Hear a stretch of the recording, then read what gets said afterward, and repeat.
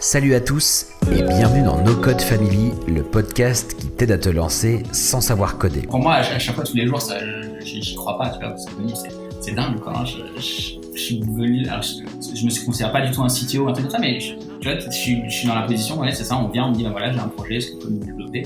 Je fais, c'est dingue, j'ai réussi à, ça paraissait complètement inaccessible, tu vois, et écoute, aujourd'hui, c'est ce qui se passe. Chaque semaine, on rencontre celles et ceux qui développent leur business sans faire une ligne de code. Et en fait, les gens ils viennent me voir pour du no-code de base, directement. C'est en fait, aujourd'hui, là, on est au mi-2020, le no-code a suffisamment décollé pour que les gens viennent te voir. En fait, ils te disent, je veux un truc en no-code avec Bubble ou avec telle plateforme. Alors toi aussi, abonne-toi et rejoins la No Code Family. Salut Lucien. Salut Simon. Alors dis-moi tout, qui es-tu ? Alors, qui je suis? Je m'appelle Lucien Tavano et je suis ce nouveau métier, je sais pas, je suis un freelance no-codeur. Donc, je fais du no-code à plein temps et différents outils. Je pense qu'on va en parler après. Mais c'est vraiment mon activité à temps plein. Donc, je sais pas si on peut mettre ça sur son CV maintenant, mais c'est ce que je fais. Pourquoi pas ? Écoute, pourquoi pas ? Ça veut dire que tu travailles pour des projets de tes clients et que tu les réalises grâce à des outils no-code, quoi, c'est ça ? Exactement, ouais. C'est de la prestation comme tu peux avoir d'un freelance développeur classique. Après, souvent avec le no-codeur, en fait, tu as affaire qu'à une seule personne, là où avec du développement classique, tu vas avoir affaire à peut-être un front-end, un back-end et encore même d'autres métiers. Hein, où il y a bien plus de casquettes que ça dans le développement classique. Avec le no-code, tu as affaire qu'à une seule personne en général. Et donc, c'est la personne qui t'aide à cadrer ton projet, développer ton projet. Et qui en général aussi, enfin moi c'est ce que j'essaye d'amener après à mes clients, c'est aussi d'avoir une vision un peu business et entrepreneuriale de leur idée parce que quand tu cadres les projets, tu es forcément aussi à parler de ça et à les orienter du coup vers ce qui aura de la valeur pour leurs utilisateurs. Ok. C'est quoi toi ta définition du no-code alors du coup ? Alors, c'est vrai qu'il y a pas mal de définitions, et puis on s'est arrêté sur ce mot. Hein. Enfin, on va pas faire le débat du mot. Maintenant, je pense qu'il est bien ancré dans le paysage. Pour moi, j'aimerais bien qu'il y ait une définition en fait assez simple, c'est tout simplement ce pourquoi il y a 5 ans, tu devais forcément demander à quelqu'un qui sait coder de faire, et que du coup, tu peux désormais faire sans coder. Pour moi, c'est ça le no-code. On peut rentrer dans des définitions plus précises, mais essentiellement, c'est aujourd'hui pouvoir se passer de développeur sur certaines choses, pour certains produits, pour certaines tâches. D'accord. Comment toi, t'es venu à t'intéresser à ce sujet-là alors ? Alors moi, je suis venu par une voie, je pense, dans laquelle pas mal de monde se reconnaîtra. J'ai monté une première startup. C'était une appli de trading, une appli native iOS Android. Et j'avais pas de compétences en code. Moi, C'était quand ça ? C'était du coup à partir de fin 2004, 2015. Quoi. De 2015 D'accord. à 2017, 18. Quoi. C'est difficile de définir exactement la fin. Et moi, j'amenais plutôt les compétences les connaissances de l'industrie, du concept. Donc, et j'ai monté une équipe, trouvé un cofondateur pour du développement, recruter avec les moyens du bord, donc plutôt des stagiaires pour aider le CTO. Et à driver le côté produit en fait, donc surtout driver le côté produit, finalement aussi un peu le côté design après derrière. Et bon, très frustré de pas pouvoir mettre les mains dans le produit auquel je donnais naissance.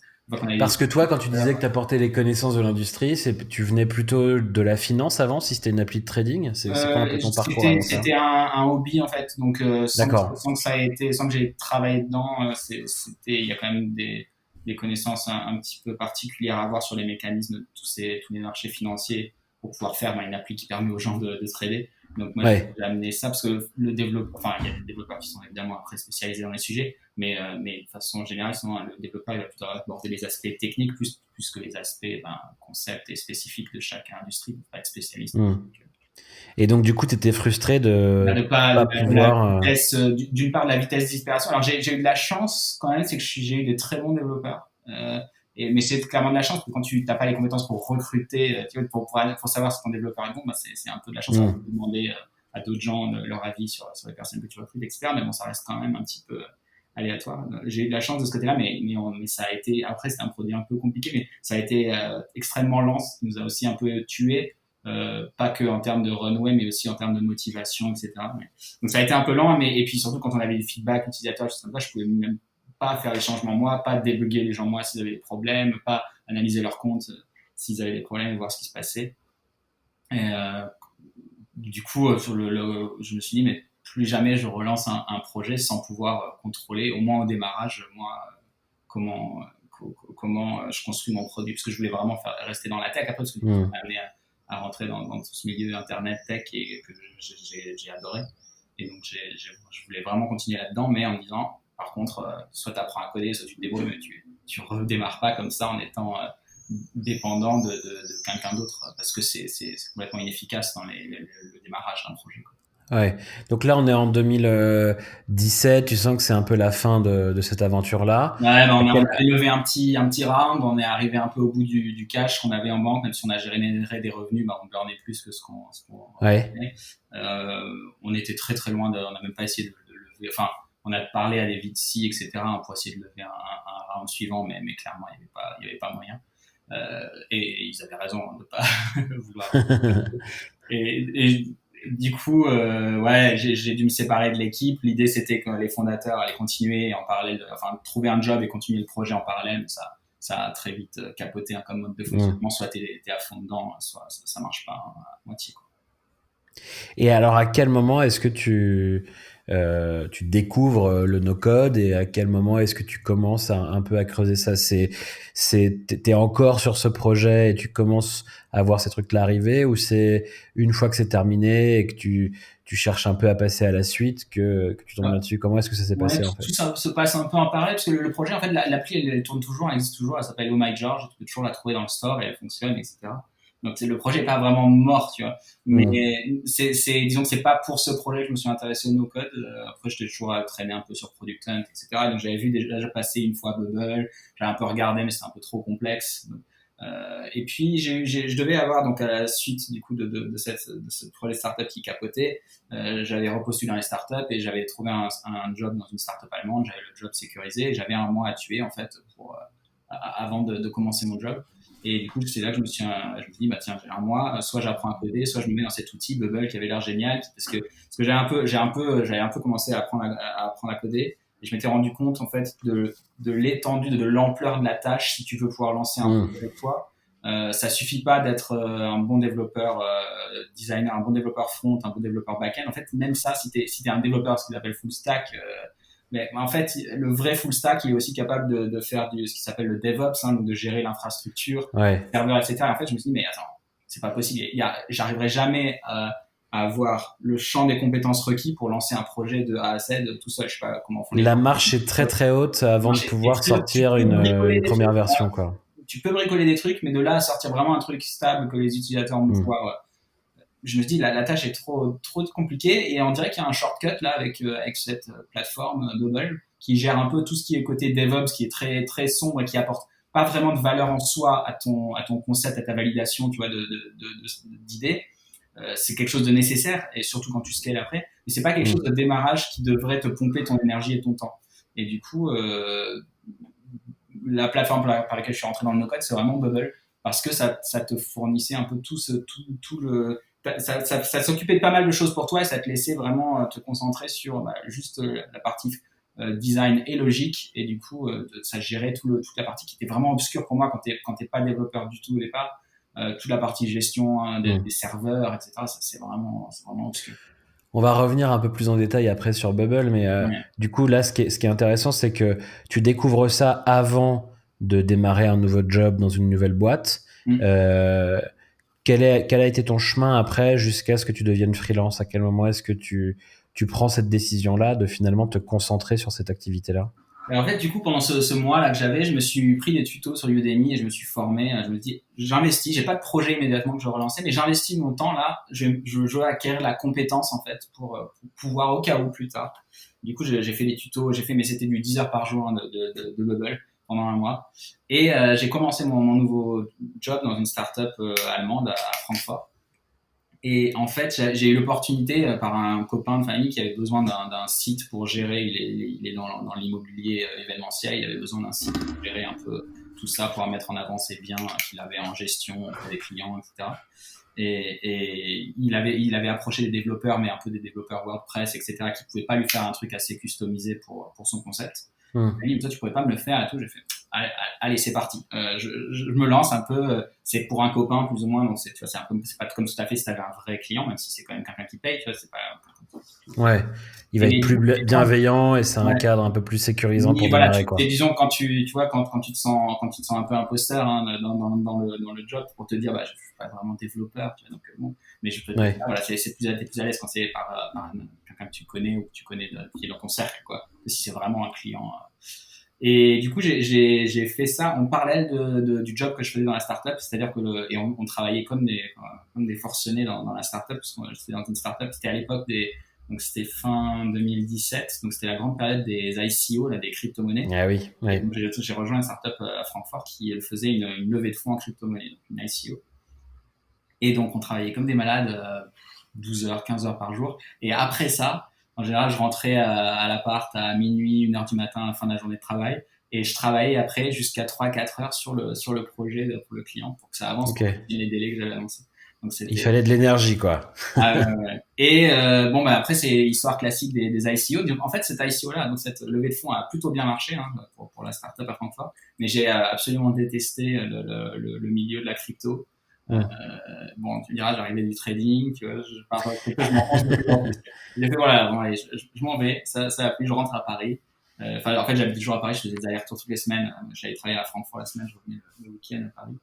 Et j'ai fait, bon, allez, j'arrête. Et je verrai ce que je fais. Je vais peut-être rechercher un job dans une startup. Et en attendant, je vais continuer tu vois, à bricoler un peu de freelance sur le no-code. Ça a l'air sympa. Et en fait, ça a décollé. Ça a jamais atterri depuis. C'est qu'il y a tellement de demandes pour de la prestation dans le no-code que je suis juste parti de là. Après, je me suis j'ai eu l'occasion de visiter une des grosses agences de no-code qui est à San Francisco, qui s'appelle AirDev, de faire leur rencontre. Et du coup, après, j'ai commencé à travailler pour eux. Je travaille du coup pour plusieurs agences comme ça. Et finalement, j'ai failli retourner bosser pour une startup parce que j'aime bien le côté avoir des collègues, participer à un projet sur le long terme, etc. Et en fait, ça s'est pas fait non plus ce job-là dans cette startup. Ils ont eu d'autres raisons. J'avais même signé pour cette embauche. Et finalement, ça s'est pas fait. Et en fait, c'est pour le mieux parce que là, je suis vraiment bien dans le no-code. Maintenant, j'adore ce que je fais. En fait, je travaille plus, donc j'ai pas de collègues proprement dit, mais j'ai plein de collaborations. Et c'est un mode en fait de travail qui est pas mal du tout aussi, qui est plus sain même d'ailleurs parce que tu as une relation qui est plus clairement, je trouve, définie avec des objectifs des choses qui sont plus claires que quand finalement tu as les collègues où il y a des rapports peut-être de hiérarchie ou des trucs où tu mets des gens ensemble qui n'ont pas forcément envie de bosser ensemble, des choses. Et alors que là, j'ai plein de collaborations comme ça et je m'éclate bien comme ça. Bon, ce qui est vraiment cool dans ton histoire, c'est que tu ressentais cette forme de frustration de pas pouvoir mettre les mains dans le cambouis et toi-même participer techniquement au projet. Et aujourd'hui, les gens font appel à toi pour aller développer des sites, des services web, etc. que eux ne savent pas ou n'ont pas le temps de développer. Et toi, grâce au no-code, finalement, aujourd'hui, tu es en capacité de le faire pour eux, quoi. Donc, ouais, c'est vraiment, pour moi, à chaque fois, tous les jours, j'y crois pas, tu vois, parce que je me dis, c'est dingue, quoi. Hein. Je suis devenu, alors, je me considère pas du tout un CTO ou un truc comme ça, mais tu vois, je suis dans la position, ouais, c'est ça, on me dit, bah, voilà, j'ai un projet, est-ce que vous pouvez me développer? Je fais, bah, c'est dingue, j'ai réussi ça paraissait complètement inaccessible, tu vois, bah, écoute, aujourd'hui, c'est ce qui se passe. C'est qui tes clients sur cette activité de freelance, du coup, aujourd'hui? Et alors, du coup, ça a pas mal évolué. Je pense que c'est une évolution assez logique aussi. Je suis parti j'en ai toujours un de l'entrepreneur avec une idée, mais qui, tu vois, soit cherche un CTO, soit qui en a pas, qui en cherche pas forcément, qui cherche juste à avoir son produit de développer. Donc ça, c'est vraiment le client de départ. Et c'est client intéressant, mais il y a énormément de travail de cadrage avec ce type de client. Je travaille aussi pas mal, et c'est un mode de travail que j'aime bien, je travaille pour des agences. Donc en fait, souvent, je suis appuyé par un programme manager qui prend plus en main, tu vois, la relation client, le cadrage. Et moi, je peux me concentrer plus sur le développement. Donc là, il y a dans le client final, on va dire. Donc moi, mon client, c'est l'agence, quelque part, mais le client final auquel souvent j'ai accès, hein, ça va être là aussi soit des entrepreneurs, soit des petits business qui tournent, tu vois, ça peut être des restaurants, ça peut être des salles de sport, tu vois. Donc c'est déjà des entreprises et ils ont besoin de quelque chose en plus dans leur concept où ils font un espèce de petit pivot, ils veulent sortir aussi un petit SaaS à côté et le vendre à leurs clients existants, choses comme ça. Donc ça c'est un autre type, si tu veux, de client, le client plus intermédiaire qui a déjà voilà un business en cours. Et après, alors soit toujours par les agences, soit en direct. J'ai aussi de la grande entreprise maintenant, parce que les grandes entreprises se mettent dans le no-code. Elles s'y mettent de façon différente en fait, en tout cas c'est moi les expériences que j'ai eues, de façon différente des entrepreneurs, tu vois, qui eux cherchent vraiment à avoir leur MVP, de créer, de pouvoir tester leur marché. Eux, les grandes entreprises, pour l'instant les cas que j'ai eu, c'est plutôt des outils internes en fait. Donc ils ont des process, tu vois, à améliorer où ils utilisent juste des feuilles Excel, etc. Et ils veulent avoir quelque chose qui est plus sympa pour leurs collaborateurs, donc ils veulent avoir une interface que tu peux leur faire, qui soit mobile, et c'est ce type de projet. Alors soit c'est parce que c'est des besoins urgents, donc là ils se tournent vers le no-code parce qu'ils savent que en code ça va prendre plus de temps. Soit c'est des besoins de prototypage. Là je pense que le no-code s'y prête aussi extrêmement bien. Et par exemple, ils ont un projet qu'ils vont développer en interne avec les équipes en interne qui respectent tous leurs standards, etc. Mais ils vont mettre 6 mois, 1 an. Et en fait, en attendant, en 1-2 semaines, ils font sortir un proto 100% fonctionnel qui, en fait, même niveau design, va être très très proche du produit final développé. Et ils peuvent déjà le faire tester à leurs collaborateurs en interne, avoir des retours et même itérer sur le cahier des charges en fait à donner à leurs développeurs en interne. Donc tout le monde est gagnant là-dessus. Ça leur permet de prototyper finalement le projet qu'ils ont en tête avant de lancer des grands moyens pour y aller, quoi. Quand tu me dis que en fait tu travailles à la fois pour ces startups, pour ces petites boîtes, mais aussi pour ces grands groupes, est-ce que ils viennent te voir ou ils viennent voir les agences avec qui tu travailles spécifiquement parce qu'ils recherchent des compétences no-code, ou est-ce qu'ils viennent te voir avec un projet et toi ta réponse est du no-code? Et j'ai une deuxième question par rapport à ça, c'est est-ce que quand tu leur dis que finalement, enfin, est-ce que tu leur expliques que tu utilises des outils no-code et quelle est leur réaction si jamais tu leur dis en fait à ce moment-là? Ouais, alors c'est une très bonne question, mais finalement la deuxième question, je vais te la couper avec la première, c'est que en fait les gens ils viennent me voir pour du no-code de base D'accord. directement. C'est en fait aujourd'hui là on est au mi 2020, le no-code a suffisamment décollé pour que les gens viennent te voir. En fait ils te disent bah, je veux un truc en no-code avec Bubble ou avec telle plateforme. Est-ce que vous pouvez me le faire? Combien ça me Et coûte? alors pourquoi? Est-ce que c'est pour pouvoir eux après le maintenir plus facilement? C'est parce qu'ils savent que ça va aller plus vite? Pourquoi est-ce qu'ils viennent chercher spécifiquement du no-code? Ouais, alors il y a un des critères, c'est clairement la vitesse à laquelle tu peux aller. Et le deuxième, c'est exactement ce que tu as dit. Il y a des gens qui veulent. J'ai eu des gens aussi que j'ai formés au no-code et qui se sont dit, je comprends et tout, mais je vais passer trop de temps à avoir vraiment le truc bien poli qui fonctionne. Donc je veux que tu me le développes. Par contre, comme tu m'as un peu formé, je pourrais mettre les mains dedans. D'accord. Alors donc justement dans le cadre de cette activité de freelance là, donc tu viens de dire voilà, que tu fais un peu de formation, Mm. tu développes donc des sites, des services web, des MVP internes ou externes, et pour le faire, tu l'as évoqué plusieurs fois, tu es notamment spécialisé sur l'outil Bubble. Est-ce que tu peux nous expliquer rapidement ce qu'est Bubble? Ouais, donc du coup c'est l'outil par lequel je suis rentré dans le no-code et c'est l'outil un peu, on va dire le fer de lance dans le no-code. Alors même si il y a du débat, est-ce que c'est Webflow, est-ce que c'est Bubble? Euh, Moi en tout cas j'aime bien Bubble. C'est une plateforme qui permet de faire, on va dire en premier lieu, des applications web. Donc application dans le sens, il va y avoir un compte utilisateur, il va y avoir de la donnée créée, gérée par l'utilisateur. Tu vas pouvoir te connecter aux API externes. Donc c'est vraiment c'est comme un environnement de développement full stack, tu vois, où tu as ton front, ton back, ta gestion de serveur, etc. Tout ça en une plateforme. Et où tu n'as Donc pas tu vas besoin pouvoir réaliser des services un de peu code. riches. Pardon? Tu vas pouvoir réaliser des services un peu riches. C'est pas que des sites web vitrines, etc. C'est vraiment, tu peux Ouais. développer des plateformes un peu complètes, des services web un peu complets grâce à Bubble, quoi. Voilà, pour donner des exemples très concrets, tu vas pouvoir développer un réseau social, tu vas pouvoir développer une plateforme tu vois, de management d'équipe, des choses comme ça. À l'inverse, enfin c'est pas vraiment l'inverse, mais c'est pas quelque chose pour faire des sites web marketing, même si tu peux, c'est complètement par contre overkill d'utiliser ça pour faire un site web marketing de ton site. Et d'ailleurs, les clients en général, s'ils ont besoin de ça, je leur dis attendez, on utilise deux outils différents. Un truc qui est vraiment spécialisé, donc qui s'appelle plutôt Website Builder, qui est vraiment pour faire comme ça des sites vitrines. Et on fait la partie applicative sur Bubble. Est-ce que tu peux du coup nous donner des exemples d'applications ou de services que tu as développés pour tes clients à partir de Bubble pour qu'on puisse vraiment bien comprendre ce qu'il est possible de faire avec cet outil-là? Ouais, je pense que alors moi, des exemples là sur lesquels je suis en train de travailler, par exemple, je citais les clubs de sport. J'ai un club de sport qui fait une plateforme en fait de gestion des leads, parce que là, ils sont vraiment dans le business d'acquisition tout le temps. Et donc, Mmh. ils ont je leur ai fait une plateforme où quand les gens viennent juste pour, tu vois, pour faire un essai ou se renseigner, ils les inscrivent dans la base, ça fait toute une gestion après de relance d'email, ils peuvent les changer de catégorie, ça fait tout un routing email. Donc, ils ont fait une espèce de MailChimp, si tu veux, mais pour eux, customisé. Et ils le font, du coup, ils ont voulu qu'on faire ce concept-là en plateforme SaaS, donc c'est pas qu'un outil pour eux. En fait, ils le vendent à tout leur réseau d'autres clubs de sport qu'ils connaissent. D'accord. Ok. Autre exemple plus peut-être plus applicatif dans le sens là pour une grosse boîte, ils ont un besoin pressant lié au Covid. Ils voulaient pouvoir gérer le flux de gens qui viennent au restaurant d'entreprise. Et donc en fait, D'accord. ils m'ont demandé de créer un outil de réservation sur différentes plages horaires pour s'inscrire, pour que les collaborateurs aillent pas tous en même temps en fait au restaurant d'entreprise. Ok. D'autres aussi liés au Covid. Il y a eu pas mal de projets. En fait, le Covid a énormément poussé le no-code parce qu'il y a eu plein d'exemples de besoins qui ont été très rapides en fait. Et donc du coup, Ouais. naturellement, les gens sont tournés vers le no-code. Il Très fallait rapide. pouvoir aller vite, quoi. Ouais, voilà. Il y a eu donc ce qui s'est beaucoup fait, il y a eu plein de concepts d'appli comme ça, ou de pouvoir scanner un QR code et d'afficher le menu du restaurant et d'offrir cette plateforme qui propose ce service en SaaS, tu vois, là aussi. Euh, Ce qui est intéressant, c'est que là, sur les différents exemples que tu donnes, ça peut être à la fois des choses qui, en temps normal, auraient pu être presque des applications métiers.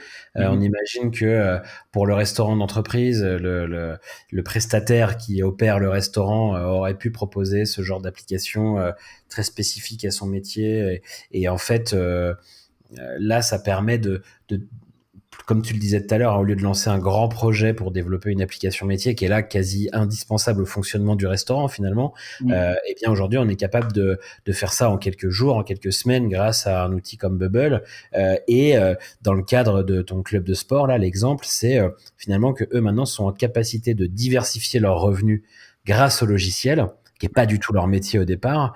Et ce logiciel, ils peuvent le vendre, donc devenir une boîte un peu tech finalement, comme n'importe quelle startup, et ce sans avoir eu besoin d'avoir des compétences techniques en interne. Donc ça ouvre pour n'importe qui finalement et n'importe quelle boîte, n'importe quel asso peut-être, enfin, voilà, des perspectives assez incroyables de diversification de ses revenus, de ses activités, sans avoir besoin de passer cette marche très haute, comme tu le disais tout à l'heure, du code ou alors de l'intégration dans ces équipes des développeurs qui ont des gens qui ont ces compétences-là, quoi.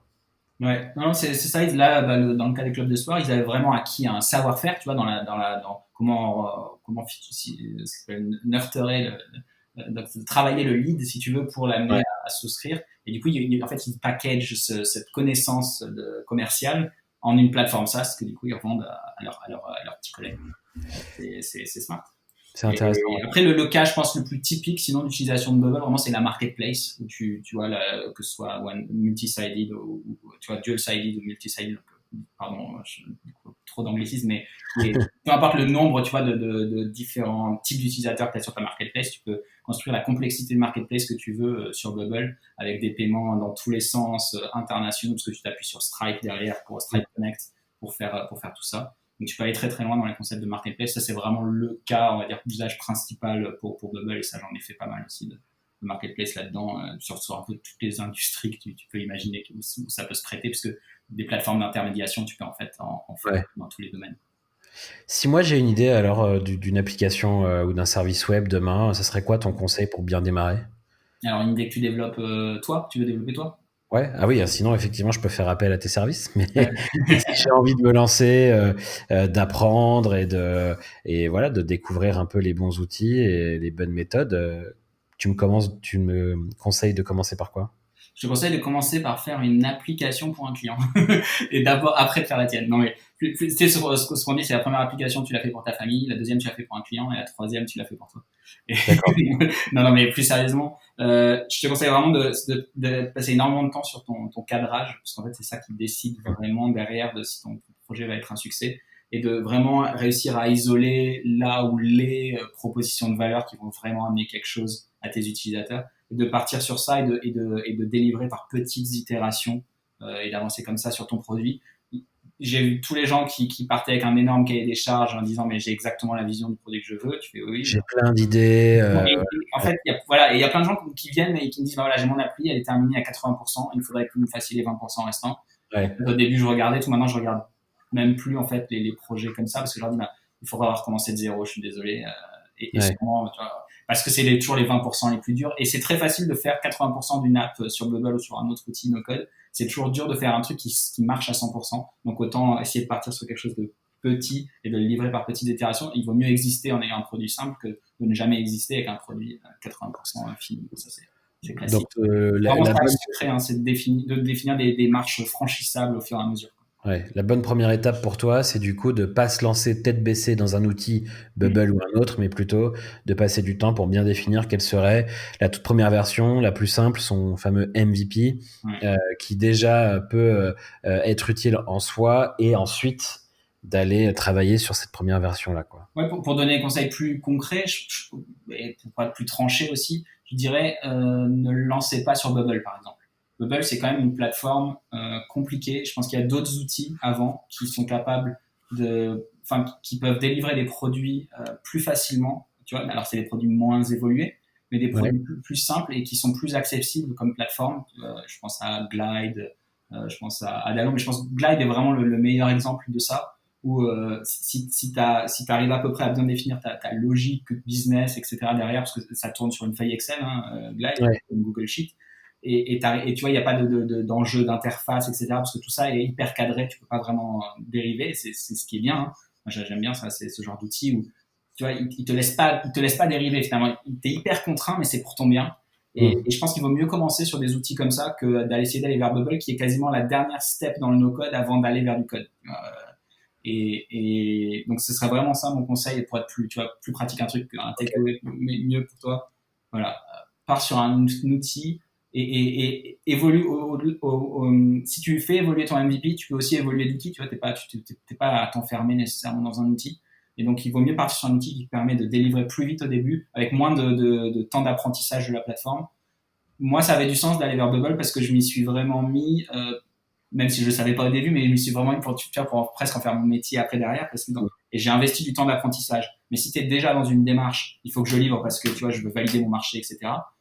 Il vaut mieux aller sur un outil qui va te permettre d'aller plus vite à cette validation. Alors justement, à part Bubble, c'est quoi genre tes 3 outils no-code préférés, ceux que tu peux vraiment recommander à ceux qui nous écoutent là? Alors moi, j'aime beaucoup aussi un outil qui s'appelle Adalo, qui est focus mobile, qui permet de créer des apps natives iOS, Android pour le mobile, donc assez facilement. C'est, on va dire, un intermédiaire pour que les gens se situent en termes de difficulté entre Bubble et Glide, tu vois. Donc t'es assez contraint, mais en même temps t'es assez libre. Pour moi, Glide, je le trouve un peu trop contraignant. Je suis toujours très vite à me dire, il me faudrait un peu plus de flexibilité, tu vois, dans la possibilité de structurer les données, de les lier entre elles, etc., au même niveau interface. Et donc, du coup, Adalo est le bon compromis, je trouve, et j'aime beaucoup. Et ils ont rendu ce que je trouve magnifique, c'est encore quelque chose qui était compliqué. Avec Bubble, on parlait que de web applications, donc des applications vraiment juste publiées sur le web. Là, avec Adalo, tu parles d'applications publiées dans le store, dans les stores. Ouais. Et en fait, ils ont rendu ce processus de publication hyper facile. D'accord. C'est un énorme tour de force, surtout parce que c'est un sujet hyper complexe. Il faut créer des certificats, les embarquer dans ton appli, etc. Là, t'as pas besoin d'ouvrir Xcode, l'outil d'iOS pour générer ton app. T'as pas besoin d'ouvrir Android Studio. Pas du tout. Ils t'ont tout géré pour toi. Et soit tu télécharges le fichier qui s'appelle APK, le fichier Android que tu peux après uploader dans le store facilement, juste comme n'importe quel fichier. Et avec iOS, c'est carrément lié en direct. Tu retrouves ton appli dans ton compte Apple Connect. Donc, intéressant. Ça, c'est au-delà du coup de ces outils et de Bubble, c'est quoi les autres grandes tendances que tu observes dans la famille no-code? Est-ce que c'est ça, ce côté, c'est de plus en plus simple, ou est-ce que tu vois d'autres choses un peu émerger? C'est quoi les grandes tendances pour toi? Plus simple, pas forcément. Les outils sont clairement de plus en plus puissants, honnêtement, et on voit que ce soit Glide, que ce soit Adalo, ils ajoutent de plus en plus de fonctionnalités, de possibilités d'interconnecter avec donc par API, qui est maintenant la façon de programmer en connectant tous ces différents services. Tu recodes pas tout de A à Z quand tu veux faire quelque chose, même quand tu codes. tu connectes, en fait, tu utilises des services, des petits bouts de services à droite, à gauche, des microservices qui font des bouts, ils sont spécialisés sur ces fonctionnalités-là. Et donc, les outils montent en puissance là-dessus et se permettent de plus en plus facilement de s'interconnecter comme ça via API à tout. Après, il y a vraiment deux grandes tendances, deux approches, presque deux philosophies du no-code. Il y en a une qui est vraiment l'approche, je prends une plateforme et je fais tout avec, type je prends Bubble, ou je prends Adalo, ou je prends Glide, et ça me fait mon produit fini. Et une approche qui est l'approche un peu MacGyver, mais qui est l'approche qui est où tu essaies de designer un système, de presque un ingénieur qui essaye de mettre ensemble plusieurs bouts hyper spécialisés, et donc tu vas utiliser des outils plus type Zapier, Integromat, pour essayer de faire un système qui marche, et ce qui marche très bien, tu vois, et tu combines comme ça plusieurs trucs spécialisés. Et là, c'est plus un MacGyver par rapport à un développeur, tu vois. Ouais, ok, intéressant aussi cette vision de l'ingénieur ou peut-être un peu du plombier qui va brancher les tuyaux les uns avec les autres. C'est une approche plus pragmatique en fait, mais intéressante. Intéressant, ouais. Pour finir, je pose un peu toujours les trois mêmes questions. C'est quoi les blogs, les chaînes YouTube, les newsletters ou éventuellement les autres podcasts que tu recommandes vraiment d'aller consulter autour du no-code? Qu'est-ce que tu lis? Qu'est-ce que tu écoutes? Alors en podcast no code, et c'est bien, je pense que tu lances le tien parce que il y en a pas tant que ça. Alors il y en a un que je connais bien parce que je suis très proche de l'équipe, c'est l'équipe de Contournement, et ils ont un podcast no code qui existe depuis un petit moment, où ils ont invité pas mal d'éditeurs ou de gens sur la scène, la petite scène francophone du no code, et qui fait bien le truc. Après il y a pas trop de choses, hein, honnêtement, dans le no code encore. Il y a beaucoup d'évangélisation à faire, je pense, là-dedans, en termes de podcast. Même en chaîne YouTube, tu vois, c'est tout de suite vers des gens anglophones. Je sais pas si ta question parlait plus des médias francophones, mais Si tu as des recommandations anglophones, tu peux aussi nous les partager, ouais, n'hésite pas. ouais. Après alors ouais, moi sur Bubble, je trouve qu'en vraiment en référence en vidéo en termes de quantité, de qualité avec laquelle c'est préparé, c'est vraiment Gabi Roman qui fait alors sur YouTube on la trouve en tapant coaching no code apps, et elle est vraiment focus Bubble, et là pour vraiment apprendre, mais c'est Bubble, c'est pas no code en général, c'est vraiment Bubble. Mais là c'est vraiment une source pas infinie, mais vraiment une des sources les plus complètes sur l'apprentissage de Bubble. C'est vraiment pas mal. Et est-ce qu'il y a aussi, du coup, à part elle, est-ce qu'il y a des gens que tu conseilles de suivre dans la communauté, peut-être des comptes Twitter, et vraiment que tu nous recommandes d'aller suivre pour qu'on puisse être un peu tenu au courant de ce qui se passe ou découvrir des nouveaux outils, etc. Ouais. Alors c'est vrai que pour le coup, la communauté no code est vraiment beaucoup sur Twitter. Je pense que c'est vraiment une communauté qui se retrouve pas mal. Au-delà de suivre les comptes des éditeurs, hein, où du coup les news arrivent pas mal de là. Il y a notamment sur Glide, il y a quelqu'un qui s'appelle Robert Petito qui est assez intéressant à suivre, PETI2TO, qui est vraiment hyper, c'est un des power users Glide, c'est intéressant de le suivre. Et sinon il y a quelqu'un qui est un peu plus général, tu vois, pour vraiment outil, mais qui s'appelle David Head, comme la tête, Ok. qui est alors je sais pas si c'est toujours actif ou pas, mais il avait lancé un service qui s'appelait Use60, qui permettait d'engager un peu alors il avait un focus très sur Squarespace, mais après, la plateforme était même ouverte à un moment à un peu tous les outils, il y avait notamment Bubble dessus, pour pouvoir engager un expert à la demande, si tu veux. C'est un peu comme Live Mentor, mais focus sur, je sais pas si c'était vraiment brandé ça no code, mais c'était plutôt les services type Squarespace. Ouais. Donc il y avait un moment, notamment, donc Squarespace étant un website builder, no code aussi, même no code avant l'heure, si tu veux. Et donc David, il a vraiment une vision assez générale du coup sur le no code. Le jour il demandait, tiens, quelles sont un peu les plateformes qui font un peu du Stack Overflow du no code. Enfin, il a pas mal de visibilité. Du coup, il est assez intéressant parce qu'il est un peu généraliste du coup sur le no code, et lui-même se positionne comme ça, de pouvoir aiguiller les gens vers les bons services. Excellent. Bah écoute, on mettra tout ça en description du podcast. Et du coup, si toi, on veut te suivre et suivre ce que tu fais un peu autour du no-code, où est-ce qu'on peut aller? Alors, je suis sur Twitter, hein, aussi. Alors, j'ai pas un nom trop mystérieux. C'est tout simplement mon nom, mon prénom, hein, Lucien Tavano, et vous me trouvez sur Twitter. Si vous voulez voir un peu ce que je fais, il y a quelques exemples, hein, dans mon portfolio sur mon site. Dans la petite société, ça s'appelle TotallyWeb.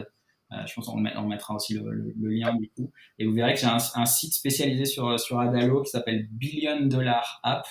Et là, je distribue en fait gratuitement, si vous voulez les récupérer, des templates pour Adalo. Donc pour des apps mobiles, il y a notamment un clone de Product Hunt et un clone de Twitter. Donc les gens peuvent récupérer le template et partir de là pour construire leur app ou juste voir comment on construit une app avec Adalo du coup, qui peut être après distribuée dans les stores.